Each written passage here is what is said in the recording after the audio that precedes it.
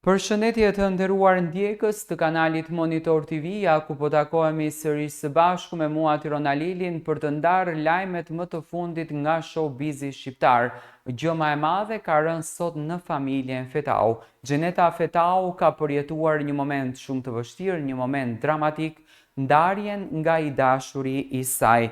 Ish finalistja e Big Brother VIP Kosova, Xheneta Fetau, duket se po përballet me një periudhë jo të lehtë në jetën publike.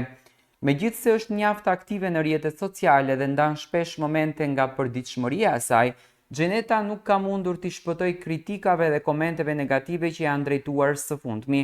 Për të shmangur më tej këto reagime, ajo ka zgjedhur të çaktivizoj komentet në postimet e saj në rrjetet sociale me gjas për të ruajtur qetësinë dhe mirëqenien personale. Përveç kësaj, pak ditë më parë ajo bëri publike ndarjen nga partneri i saj, duke konfirmuar përfundimin e kësaj lidhje që kishte zgjuar interesin e ndjekësve të saj.